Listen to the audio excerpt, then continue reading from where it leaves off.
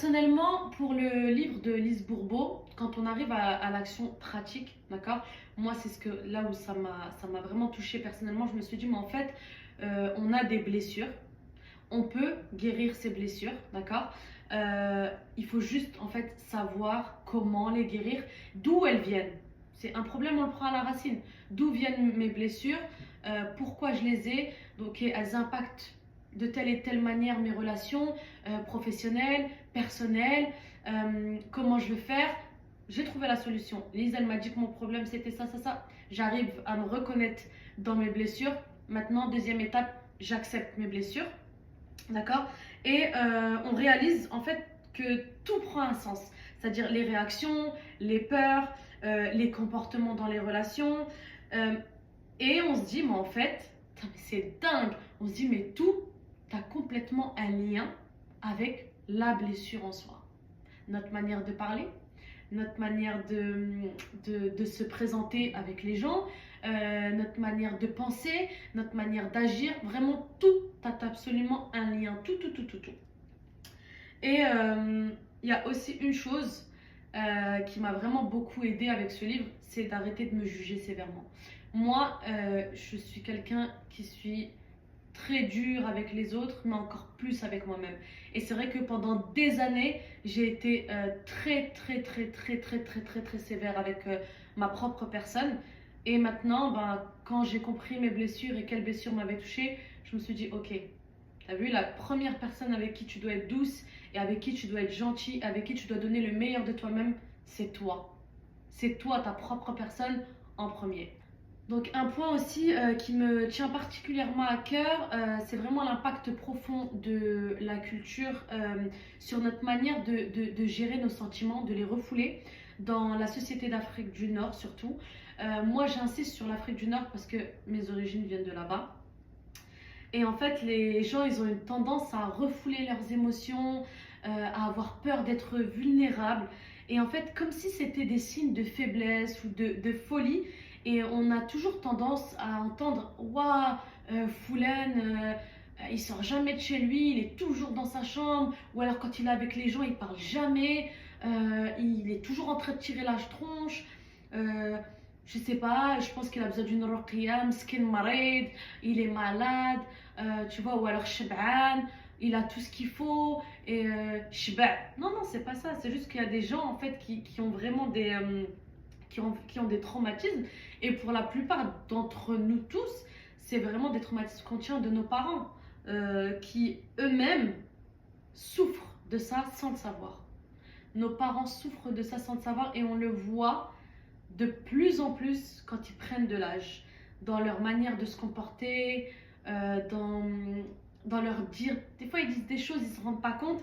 Et vraiment, c'est là qu'on sent que bah forcément, ils ont pris de l'âge et la blessure, elle a pris encore plus de place dans leur vie. Et en fait, eh ben, ils portent eux-mêmes des souffrances qu'ils nous ont transmises. Et nous, on les porte. Mais alhamdoulilah, grâce au podcast de Pipelette, Inch'Allah, j'espère que vous allez pouvoir vous en débarrasser. Ou tout au moins y mettre un doigt dessus pour les comprendre et les accepter, parce que c'est vraiment ça le plus important. Mais ça a aussi un impact, comme je le dis, sur les mariages, sur les gens qui n'arrivent pas, parfois, ou ne veulent pas avoir d'enfants, à cause des traumatismes qui ne sont pas résolus. Et en fait, les gens, ils vivent avec en cachant une immense frustration, avec une impression de vie inachevée. Et toute leur vie, en fait, ils sont là à accumuler des frustrations, en fait, qui un jour finissent soit bah, par exploser. Donc vous avez souvent, on parle de la crise de quarantaine. En fait, non, il n'y a aucune crise de quarantaine. C'est juste qu'il y a des personnes en fait qui vivent avec des frustrations toute leur vie et qu'à un moment donné, tout ça, ça remonte à la surface et les gens, ils pètent clairement un câble. Surtout, je pense moi à la génération des années 75-80. Franchement, je suis à deux doigts de créer une minute de silence pour cette génération-là qui a fait énormément de sacrifices. Et moi, je tiens vraiment à remercier nos grandes sœurs, qui se sont sacrifiées en silence, vraiment pour le coup. C'est nos grandes sœurs qui ont vécu dans l'invisible en essayant de plaire aux parents, de plaire aux gens, à la société, qui ont accepté de vivre avec des non-dits, qui ont accepté de vivre avec leur traumatisme, qui ont accepté de vivre avec leur souffrance pour ne pas blesser les parents, pour montrer que ben voilà, il y a une bonne éducation qui a été faite, que telle et telle famille elle est bien, que telle et telle mère et ben, c'est une bonne mère parce qu'elle a bien éduqué ses filles. Ah regarde Mentflan, c'est une Mentlaïla, elle s'est mariée avec Wildnas. Voilà, et pour les garçons c'est pareil, hein. Et aujourd'hui, en fait, elles se sont sacrifiées euh, pour accomplir le rêve des parents. Le rêve des parents, parce qu'il ne faut pas oublier que nos parents, c'est des immigrés.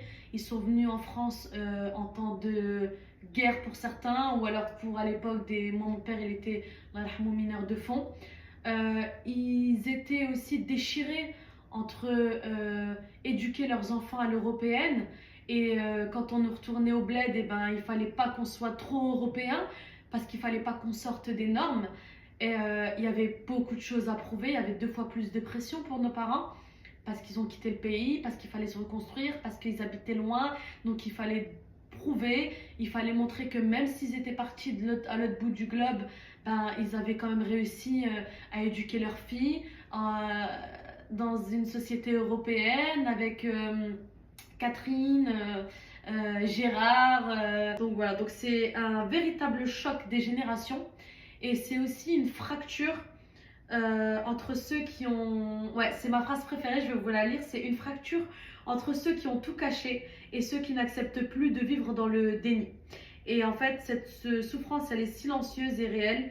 Et je pense vraiment qu'il est temps de briser le cycle parce que vous risquez de faire vivre à vos enfants toutes vos blessures et toutes vos frustrations et vos peines et vos douleurs. Donc voilà, c'était le premier épisode de Pipelette.